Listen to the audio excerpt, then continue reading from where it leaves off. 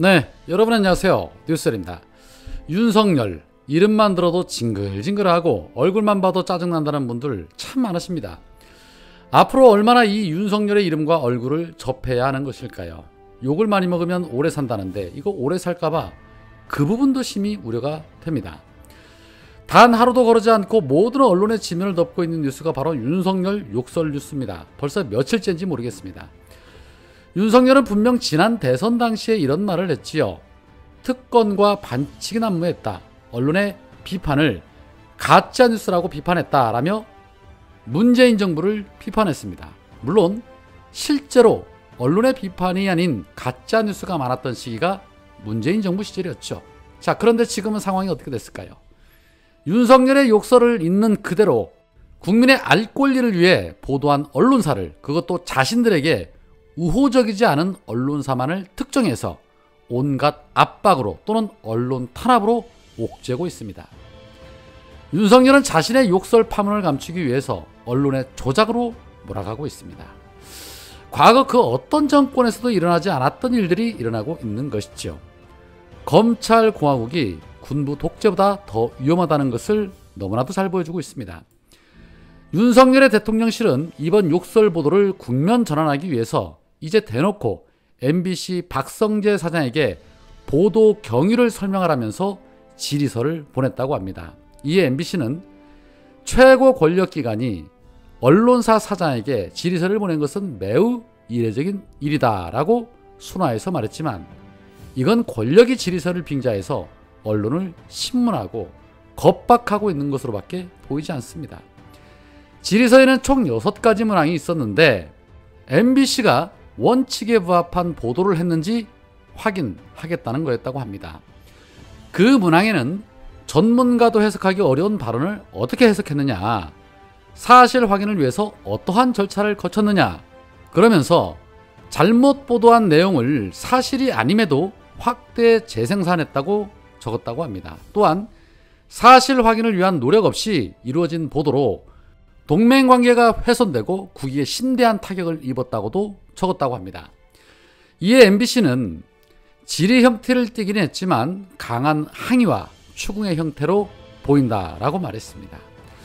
전문가도 해석하기 어렵기는 개뿔, 청각장애인 아닌 이상이야 누구라도 알 수 있는 똑똑한 발언을 무슨 전문가 타령하고 있는지 모르겠습니다.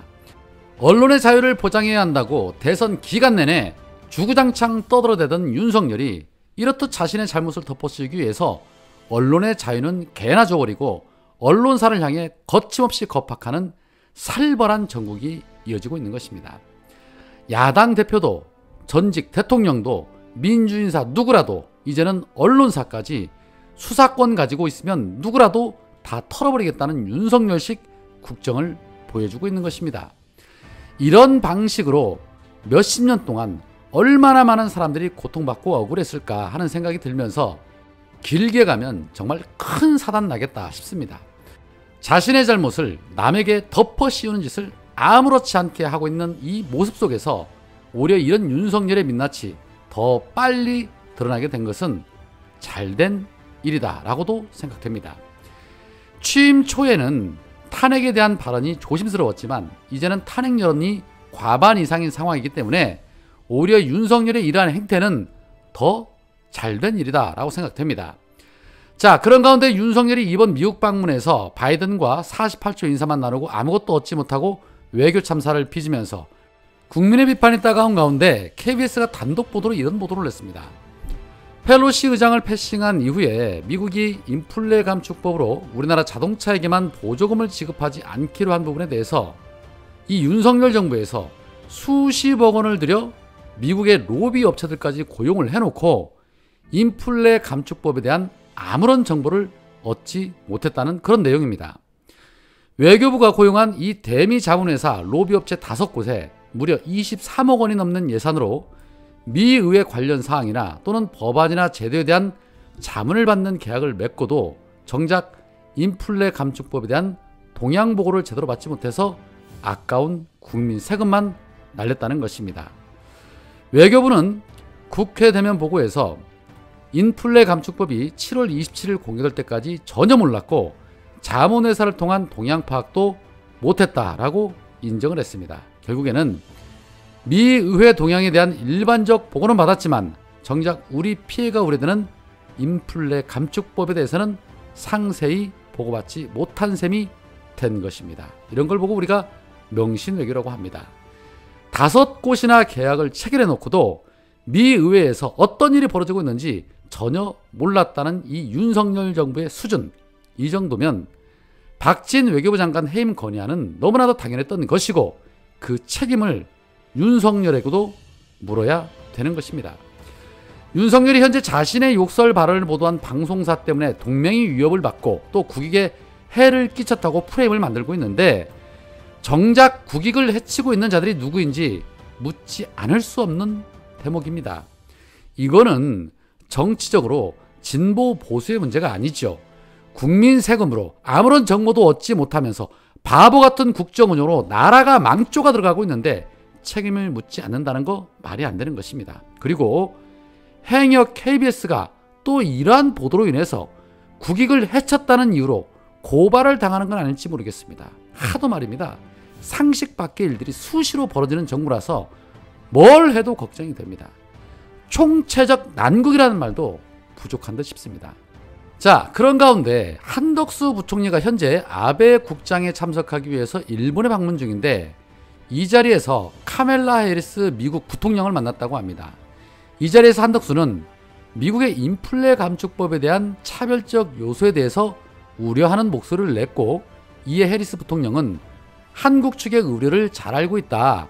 한국 측과의 긴밀한 협의하에 이를 해소하기 위한 방안을 지속적으로 모색해 나갈 것이다 라고 답을 했다고 언론이 전했는데 글쎄요. 전혀 믿음이 가지 않습니다.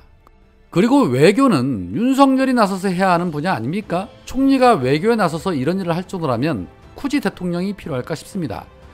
대통령과 총리가 해야 할 일이 바뀐 듯 싶습니다. 오히려 윤석열은 어제 대전에서 발생한 화재 현장을 찾아서 합동 분향소에 조문을 했다고 합니다. 윤석열은 행안부를 중심으로 관계부처는 현재의 재난관리 방식을 원점에서 다시 들여다보는 계기로 삼아주길 바란다라고 당부를 했는데 우리 국민들께서는 대선을 원점에서 다시 치르고 싶은 마음이 굴뚝 같을 것입니다. 자, 그런 가운데 20만 정치 플랫폼인 옥소플라틱스라는 곳에서 진행한 설문조사에서 윤석열의 비서고 발언이 가짜뉴스라는 이 윤석열 설명 어떻게 생각하세요? 라고 여론조사를 물은 결과 응답자의 89.5%가 반대한다는 응답을 보였고 찬성 응답 5% 그리고 중립이라는 응답이 5%였다고 합니다. 그리고 자신을 보수라고 등록한 참여자에서도 반대가 63.2%, 중립 15.8%, 찬성 21.1%로 나타났다고 합니다.